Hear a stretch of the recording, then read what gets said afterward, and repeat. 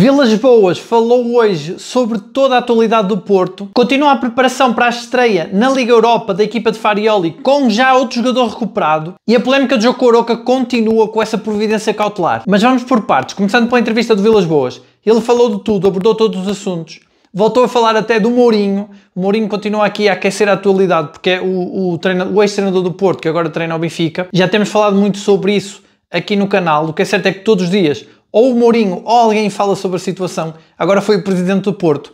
Ele diz que não há problema nenhum. O Mourinho realmente, eu tinha até dito aqui, muita gente já tinha comentado também que não havia problema nenhum, porque o Mourinho causou esse insólito de ter ido ver o jogo do Porto com o Nacional no Dragão, foi aplaudido e agora menos de um mês depois vai voltar ao Dragão como treinador do Benfica para ser assobiado.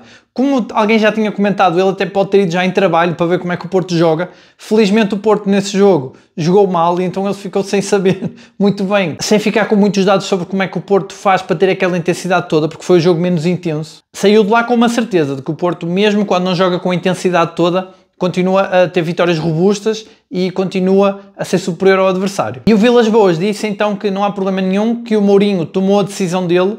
O Mourinho tinha dito que lhe ligou, mas o Vilas Boas diz que não foi nenhum telefonema, foi apenas uma mensagem dizendo que ia assinar pelo Benfica e o Vilas Boas apenas respondeu, segundo ele, que seria então a decisão dele e que ele que sabia que decisões tomar. Ou seja, o Vilas Boas tentou relativizar, mas mandou aqui também uma boca para o Mourinho dizendo que ele poderia ser eterno no Porto, mas assim já não vai ser. Ou seja, mandou aqui, já se antecipou aqui também aos mind games. A verdade é que o Mourinho tem falado muito do Porto e então o Vilas Boas, também como treinador que tinha também essa aptidão dos mind games, acabou por aqui defender um bocado o grupo, defender também o Farioli e também mostrar ao Mourinho que ele também está atento. Ontem muita gente comentava que o Farioli, sendo esse treinador tão detalhista e tão atento ao pormenor, que estuda tanto o adversário, já deve estar a avaliar tudo o que se passa com o Benfica. É verdade, agora a verdade é que com o Mourinho, o treinador novo, vai ter novas dinâmicas, mas ele acredita que até os jogos do Fenerbahçe deve estar a avaliar, deve ter já alguém a preparar para ele relatórios, porque o Farioli é muito metódico e muito pormenorizado nas preparações dos jogos, independentemente do adversário. Então no jogo com o Benfica,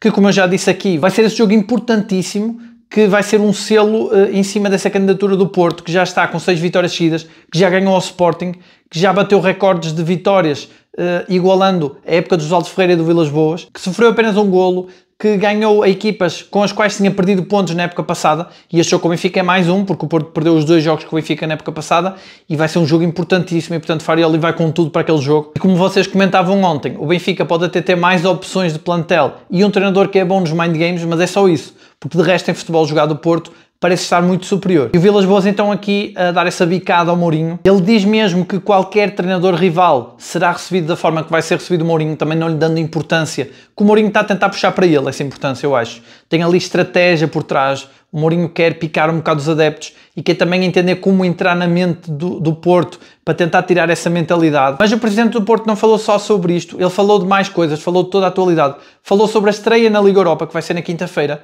Ele deixou bem claro que o objetivo é ganhar o campeonato, que já foge ao Porto há algum tempo, e que essa é a grande prioridade, que é obrigatório ganhar. No entanto, nota-se nas palavras dele que a Liga Europa também é um objetivo, só que, claro, nunca nenhum presidente vai colocar como objetivo maior ganhar a Liga Europa, apesar de se perceber que é essa ambição. E até porque, ele também falou do jogo com o Aroca, um dos argumentos do Porto para adiar o jogo do Aroca seria a equipa estar mais forte nesse jogo da Liga Europa com o Estrela Vermelha.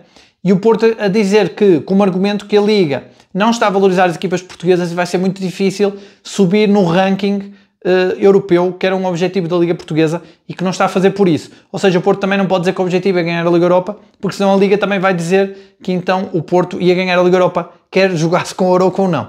Claro que isto são pequenos detalhes, não sei se terá alguma coisa a ver ou não. O Porto está a pensar na providência cautelar. O Vilas Boas diz que o Porto só não avançou ainda porque ele não sabe se vai ter o resultado que queria, porque o resultado que ele queria era apenas que o jogo fosse adiado. Ele também aqui ia dizer que não é nada contra a Liga, eles vão fazer queixa na Liga.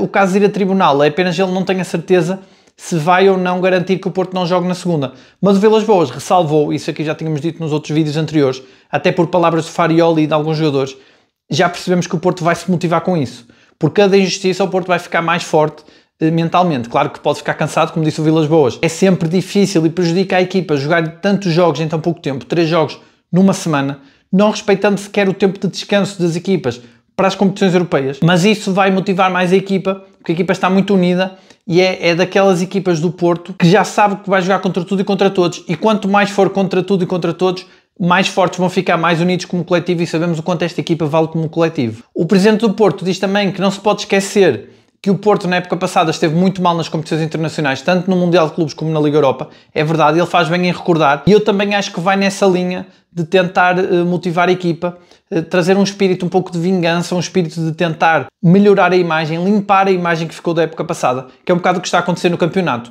E estas declarações do presidente do Porto, do Vilas Boas, vem também nesse sentido de limpar a imagem, e eu acho que isso galvaniza a equipa e tem sido o motor para a equipa se manter tão ligada à corrente durante o jogo. E o Porto vai então estrear-se contra o Salzburgo. Como eu dizia ontem, sempre que o Porto jogou em Viena, vieram grandes títulos europeus. Foi o que aconteceu com o Vilas Boas, com o Mourinho, e também em 87, quando ganhou a Taça dos Campeões Europeus. Ou seja, é uma cidade de boas memórias, é um país de boas memórias para o Porto, como equipa de futebol. E o Salzburgo lembrou exatamente isso. Falou até do Mourinho, realmente é incontornável, tem que se falar do Mourinho quando se fala do passado do Porto, e é por isso também que eu digo que o Mourinho comete um erro aí para o Benfica, porque eu acho que nunca ninguém foi feliz a sair do Porto e ir para o Benfica, e acho que não vai ser o Mourinho que vai dar a volta a isso, até porque o Porto este ano está muito forte, mas pronto, teve essa ironia também do Salzburgo falar do Mourinho, não sei se também para picar o Porto, mas o Salzburgo está com muitas dificuldades, o treinador está ameaçado, o treinador está com o lugar em risco, pode ser despedido se perder com o Porto.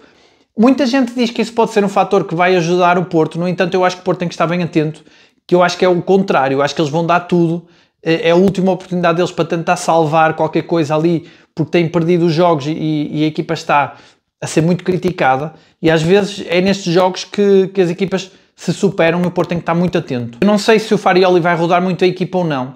Eu via uma estatística que diz que o Farioli nos jogos com o Ajax, sempre que houve competições europeias, ele não repetia os 11, estava sempre a rodar os jogadores. Acredito que ele no Porto vai fazer o mesmo. Ele tem uma carreira curta, isto foi a época passada, é a forma dele pensar, portanto acredito que ele troca aqui vários jogadores. Não tenho bem noção, nem certeza, quem serão as trocas.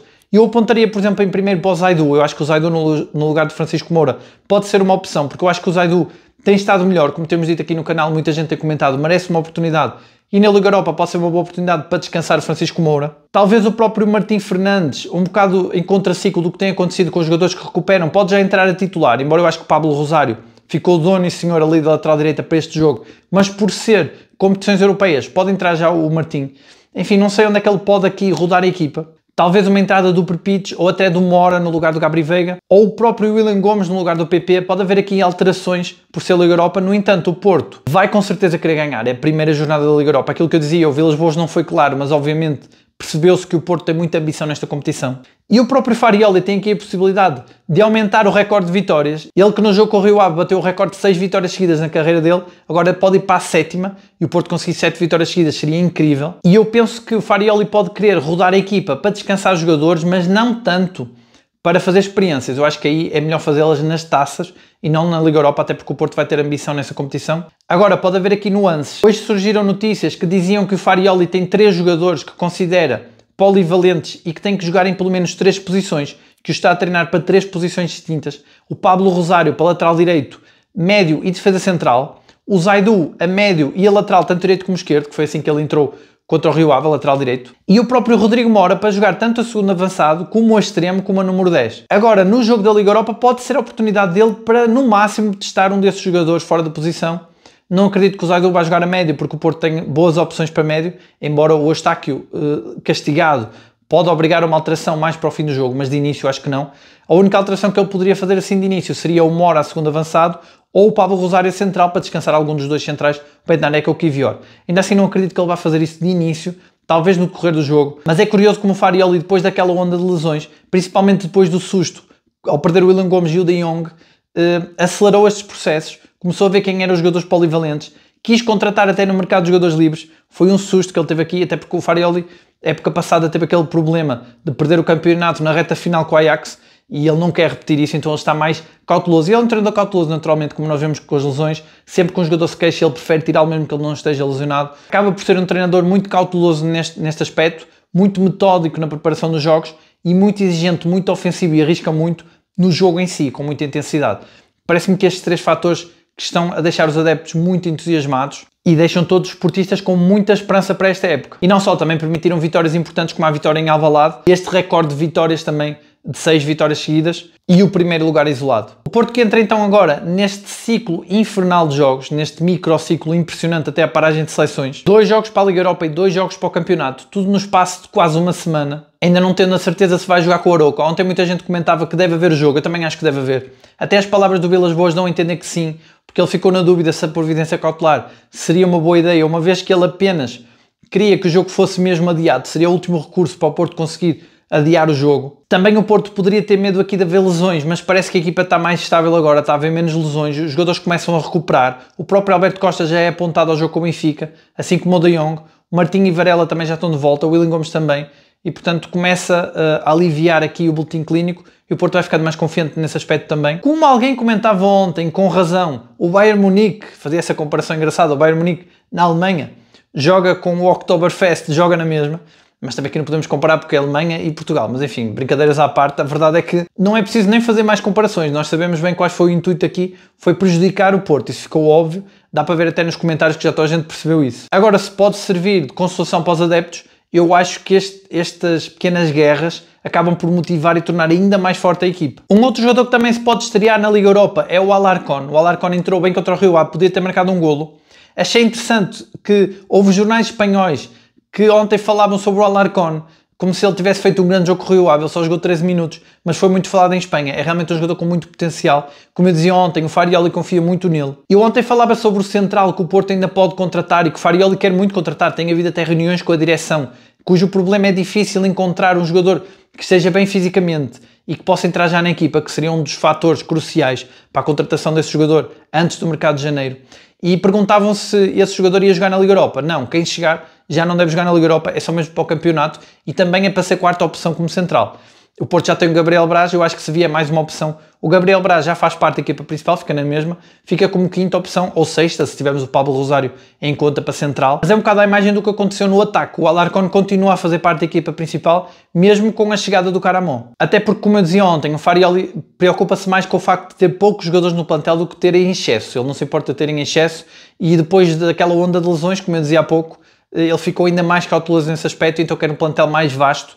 Mas há essa esperança para todos os jogadores que podem ser todos utilizados, porque isso já acontecia no Ajax. Hoje vi em algum lado que o Farioli já jogou com 25 jogadores, e ainda agora começou a época, incluindo jogadores que já saíram, como o Zé Pedro, mas mostra que ele roda muito a equipa e vai rodar muito mais agora com o calendário a apertar mais, e depois ainda mais, com jogadores a serem treinados para serem mais polivalentes, para jogar noutras posições, como o Zaidu, o Pablo Rosário e o Mora, e outros que possam vir a surgir, o Porto fica aqui com muitas opções, com muita fartura de opções, para fazer frente a um calendário difícil. Quem também está a ser muito falado em Espanha é o Borja Sainz. Há até já quem acha que ele deve ser convocado para a seleção de Espanha. Tem sido muito enfatizado os números dele, realmente o Borja Sainz tem jogado muito. As recuperações de bola dele no ataque impressionam. Sendo um extremo tão ofensivo, com tantos remates, tantos ataques, a quantidade de recuperações de bola que ele tem, de dribles, é muita coisa. Como eu costumo dizer, à frente dele só Froholt, de facto Froholt do outro mundo, com números do outro mundo, e a seguir vem logo o Borja Sainz, e já está a ser muito falado em Espanha.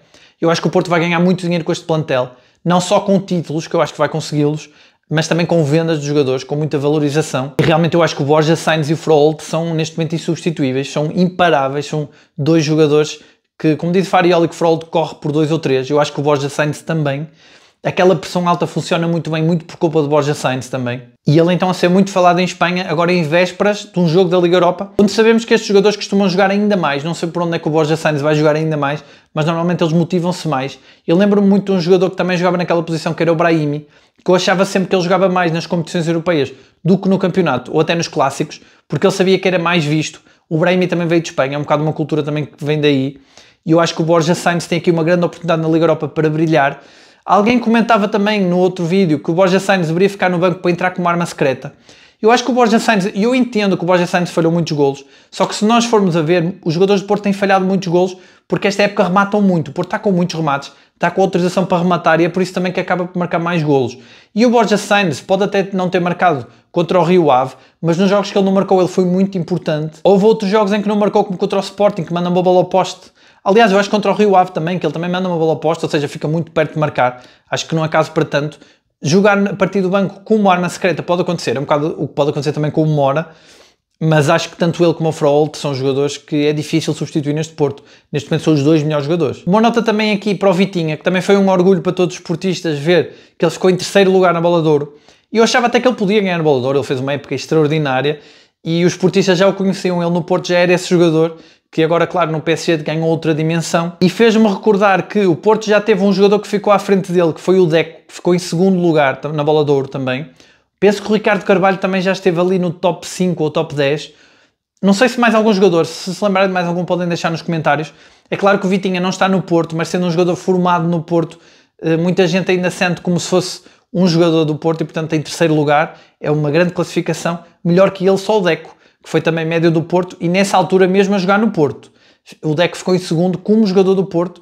Mas pronto, o Vitinha aqui é jogador da casa e fica também essa nota. E agora eu quero saber de vocês, como é que está a vossa expectativa para esse jogo para a Liga Europa? O que é que vocês acham dessa providência cautelar? Deve avançar ou não?